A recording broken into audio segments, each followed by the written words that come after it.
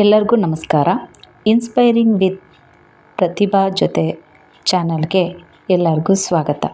ಇವತ್ತು ನಾವು 3ನೇ ತರಗತಿಯ 4ನೇ ಪದ್ಯಪಾಠವಾದಂತಹ ದುಡುಕಿನ ಫಲ ಪದ್ಯವನ್ನು ರಾಗವಾಗಿ ಹೇಗೆ ಹಾಡೋದು ಅನ್ನೋದನ್ನು ನೋಡೋಣ ಸ್ನೇಹಿತರೆ. ಹಿಂದೊಂದೂರಲ್ಲಿ ಇದ್ದಳು ನಾರಿ, ಮುಂಗುಸಿಯೊಂದ ಸಾಕಿದಳು. ಕೊಡವನ್ನು ಹಿಡಿದು ನೀರನ್ನು ತರಲು ನದಿಯ ತೀರಕ್ಕೆ ಸಾಗಿದಳು. ತೊಟ್ಟಿಲೊಳಗಿನ ಪುಟ್ಟ ಮಗುವದು ಕೇಕೆಯ ಹಾಕಿತು ಮುದದಿಂದ. ಮುಂಗುಸಿ ನೋಡಿತು ಹಗ್ಗದ ಗುಂಟ, ಸರಿಯುತ್ತಲಿದ್ದ ಹಾವೊಂದ. ಹಾವನ್ನು ಕಂಡು ಮುಂಗುಸಿ ತಾನು ಸರಸರ ಹೇರಿತು ಹಗ್ಗವನು. ವೈರಿಯ ಹಿಡಿದು ಹಲ್ಲಲ್ಲಿ ಕಡಿದು ಉಳಿಸಿತು ಮಗುವಿನ ಪ್ರಾಣವನು. ನೀರಿಗೆ ಹೋದ ನಾರಿಯು ತಾನು ಮರಳಿ ಬಂದಳು ನದಿಯಿಂದ.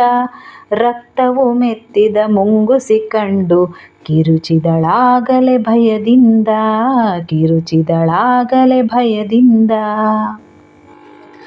ಮಗುವನ್ನು ಕೊಂದಿದೆ ಮುಂಗುಸಿ ಎಂದು ಭಾವಿಸಿಕೊಂಡಳು ಮನದಲ್ಲಿ. ತುಂಬಿದ ಕೊಡವನ್ನು ಕೋಪದಿ ಎತ್ತಿ ಹೊಡೆದಳು ಮುಂಗುಸಿ ತಲೆಯಲ್ಲಿ. ಕಿಲಕಿಲ ನಗುವ ಮಗುವನ್ನು ತಾನು ಒಳಗಡೆ ಕಂಡಳು ತೊಟ್ಟಿಲಲಿ. ಪಕ್ಕದಿ ಸತ್ತ ಹಾವನ್ನು ನೋಡಿ ಕುಸಿದಳು ನೆಲಕ್ಕೆ